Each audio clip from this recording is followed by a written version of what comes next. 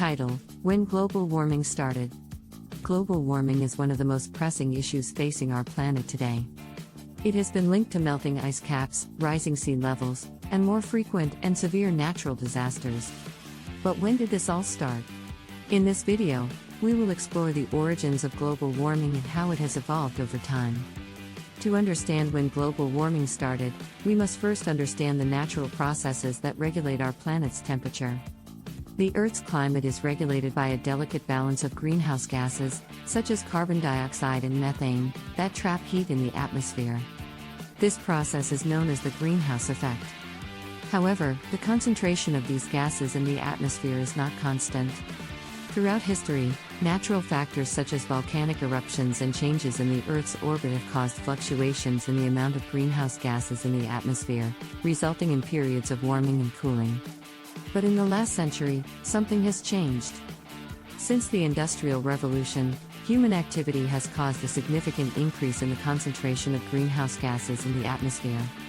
This increase is primarily due to the burning of fossil fuels, such as coal, oil, and gas, which release large amounts of carbon dioxide into the atmosphere. The first signs of global warming became evident in the 20th century. In 1938, Guy Callendar, a British engineer, published a paper that showed that the Earth's temperature had risen by 0.3 degrees Celsius over the previous 50 years. He suggested that this increase was due to the burning of fossil fuels and warned that it could lead to dangerous climate change. But it wasn't until the 1960s and 70s that global warming became a topic of concern among scientists and policymakers. In 1965, President Lyndon B. Johnson received a report from the Environmental Pollution Panel that warned of the potential dangers of carbon dioxide emissions. The report stated that if emissions continued to rise, they could cause marked changes in climate not controllable through local or national efforts. In 1979, the first World Climate Conference was held in Geneva, Switzerland. The conference brought together scientists, policymakers, and representatives from around the world to discuss the issue of global warming. It led to the creation of the Intergovernmental Panel on Climate Change, IPCC, a group of scientists tasked with assessing the state of the climate and its potential impacts. Since then, the evidence of global warming has become increasingly clear. The IPCC has released several reports showing that the Earth's temperature has risen by 1 degree Celsius since the pre-industrial era.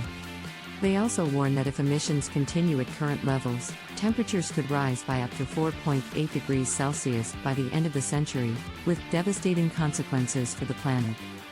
Conclusion.